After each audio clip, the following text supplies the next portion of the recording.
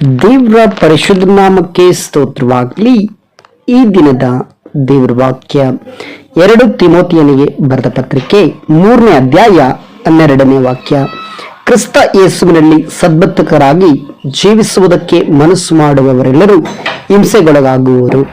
ಹೌದು ಪ್ರೀತಿಯ ದೇವರ ಮಕ್ಕಳೇ, ಇವತ್ತಿನ ದೇವರ ವಾಕ್ಯದಲ್ಲಿ ನಾವು ಗಮನಿಸುತ್ತಿದ್ದೇವೆ. ಇಲ್ಲಿ ದೇವರ ವಾಕ್ಯವು ಸ್ಪಷ್ಟವಾಗಿ ಬರೆಯಲ್ಪಟ್ಟಿದೆ. ಕ್ರಿಸ್ತ ಯೇಸುವಿನಲ್ಲಿ ಸದ್ಭಕ್ತರಾಗಿ ಜೀವಿಸುವುದಕ್ಕೆ ಮನಸ್ಸು ಮಾಡುವವರೆಲ್ಲರೂ ಹಿಂಸೆಗೊಳಗಾಗುವರು ಎಂಬುದಾಗಿ.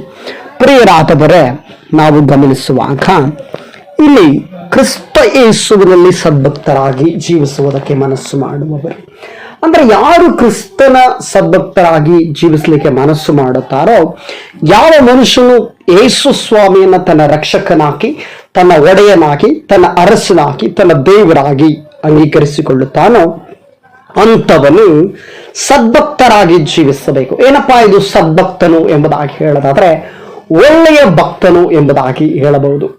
ಪ್ರಿಯರಾದವರೇ, ಇಲ್ಲಿ 2 ರೀತಿಯ ಭಕ್ತರನ್ನು ನಾವು ನೋಡಬಹುದು. ಒಳ್ಳೆಯ ಭಕ್ತರು, ಕೆಟ್ಟ ಭಕ್ತರು. ಹೌದು, ಯೇಸುವನ್ನ ನಂಬಿದವರು ಒಳ್ಳೆಯವರ? ಎಲ್ಲರೂ ಒಳ್ಳೆಯವರಾಗೇ ಇರ್ತಾರ? ಖಂಡಿತವಾಗಿಯೂ ಇಲ್ಲ. ಯೇಸುವನ್ನ ನಂಬಿದ ಕೆಲವು ಜನಗಳು ಯೇಸುವನ್ನ ನಂಬಿರ್ತಾರೆ, ಆದ್ರೆ ಅವರೊಳಗಡೆ ಇರುವಂತಹ ಪಾಪಗಳನ್ನ, ಅವರೊಳಗಡೆ ಇರುವಂತಹ ಗುಣಗಳನ್ನ, ಅವರ ಜೀವಿತದಲ್ಲಿರುವಂತಹ ಹಳೆ ಚಾಲಿಗಳನ್ನ ಅವರು ಬಿಟ್ಟು ಬರೋದಿಲ್ಲ. ಈ ಲೋಕದ ಪ್ರಕಾರ ಜೀವಿಸ್ತಾ ಇರ್ತಾರೆ.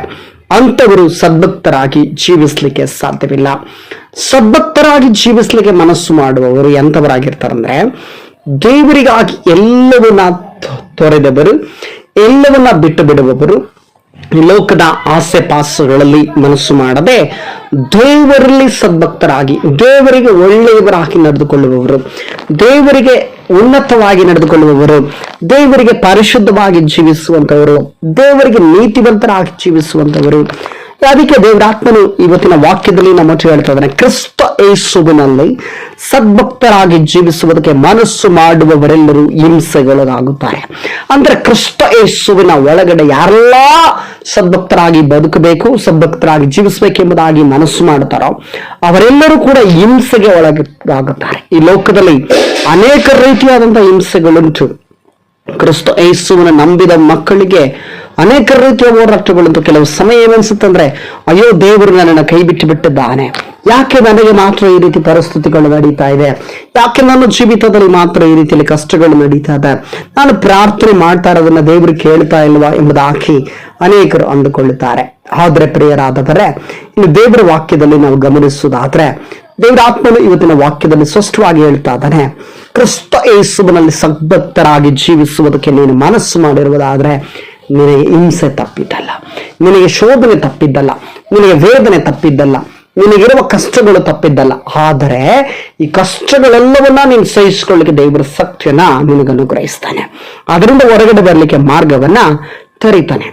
ಮಾತ್ರವಲ್ಲ, ಶೋಧನೆಗಳಲ್ಲಿ ದೇವರು ಯಾವಾಗಲೂ ನಮ್ಮ ಜೊತೆನೇ ಇರ್ತಾನೆ. ನಮಗೆ ಸಂಭವಿಸುವ ಶೋಧನೆಗಳಾಗಿರ್ಬೋದು, ಹಿಂಸೆಗಳಾಗಿರ್ಬೋದು, ವೇದನೆಗಳಾಗಿರ್ಬೋದು, ಕಷ್ಟಗಳಾಗಿರ್ಬೋದು, ಅಥವಾ ಯಾವುದೇ ರೀತಿಯ ಪರಿಸ್ಥಿತಿಗಳಾಗಿರ್ಬೋದು, ಎಲ್ಲಾ ಪರಿಸ್ಥಿತಿಗಳಲ್ಲಿಯೂ ದೇವರು ಯುಗ ಯುಗಾಂತರಕ್ಕೂ ನಮ್ಮ ಜೊತೆನೇ ಇರ್ತಾನೆ. ಅದಕ್ಕೆ ಆತನ ವಾಕ್ಯದಲ್ಲಿ ನಾವು ಗಮನಿಸ್ತಾ ಇದ್ದೇವೆ, ಕ್ರಿಸ್ತ ಯೇಸುವಿನಲ್ಲಿ ಸದ್ಭಕ್ತರಾಗಿ ಜೀವಿಸುವುದಕ್ಕೆ ಮನಸ್ಸು ಮಾಡುವವರೆಲ್ಲರೂ ಹಿಂಸೆಗೊಳಗಾಗುತ್ತಾರೆ. ಹೌದು ಪ್ರಿಯರಾದವರೇ, ನೀವು ಯೇಸುವಿಗಾಗಿ ಬದುಕಬೇಕು, ಯೇಸುವಿಗಾಗಿ ಜೀವಿಸಬೇಕೆಂಬುದಾಗಿ ಮನಸ್ಸು ಮಾಡಿರುವುದಾದ್ರೆ ನಿಮಗೆ ಹಿಂಸೆ ತಪ್ಪಿದ್ದಲ್ಲ. ನಿಮ್ಮ ಬಗ್ಗೆ ಇಲ್ಲದು ಸಲ್ಲದಗಳು ಮಾತನಾಡ್ತಾನೆ ಇರ್ತಾರೆ, ಆದ್ರೆ ನೀವು ಕ್ರಿಸ್ತನಿಗಾಗಿ ಜೀವಿಸುವಾಗ ಮಾತ್ರ ಇದನ್ನೆಲ್ಲ ಸಹಿಸಿಕೊಳ್ಳಿಕ್ಕೆ ಸಾಧ್ಯ. ಕ್ರಿಸ್ತನಿಗಾಗಿ ನೀವು ಜೀವಿಸ್ತಾ ಇದ್ದೀರಾ ಅಥವಾ ಯಾರಿಗಾಗಿ ಈ ಲೋಕದಲ್ಲಿ ನೀವು ಜೀವಿಸ್ತಾ ಇದ್ದೀರಾ? ನಿಮ್ಗೆ ಹಿಂಸೆ ನಡೀತಾ ಇದೆಯಾ? ಅದಕ್ಕೆ ಕಾರಣ ಆದ್ರೂ ಏನು? ಅದನ್ನು ಈ ವಾಕ್ಯದ ಮುಖಾಂತರ ನೀವು ತಿಳ್ಕೊಳ್ಬಹುದು. ಈ ವಾಕ್ಯದೊಟ್ಟಿಗೆ ದೇವರು ತಾನೇ ನಿಮ್ಮೆಲ್ಲರನ್ನ ಆಶೀರ್ವಾದ ಮಾಡಲಿ. ಯೇಸು ಕ್ರಿಸ್ತನ ನಾಮದಲ್ಲಿ ಪ್ರಾರ್ಥಿಸೋಣ. ಸರ್ವಶಕ್ತನು ಮಹಾಪರಿಶುದ್ಧನು ಆದ ತಂದೆಯಾದ ದೇವರೇ, ಈ ದಿನಕ್ಕಾಗಿ ಸ್ತೋತ್ರಪ್ಪ. ಇವತ್ತಿನ ದಿನದಲ್ಲಿ ಸ್ವಾಮಿ ನಿನ್ನ ವಾಕ್ಯವನ್ನು ಕೇಳುವಂತ ನಿನ್ನ ಮಕ್ಕಳನ್ನ ಆಶೀರ್ವಾದ ಮಾಡ್ರಿ.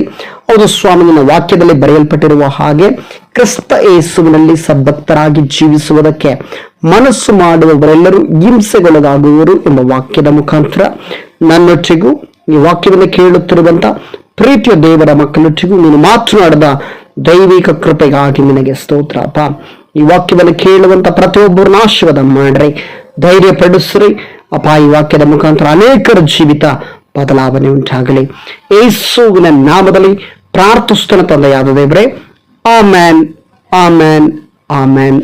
ದೇವರು ನಿಮ್ಮನ್ನು ಆಶೀರ್ವದಿಸಲಿ.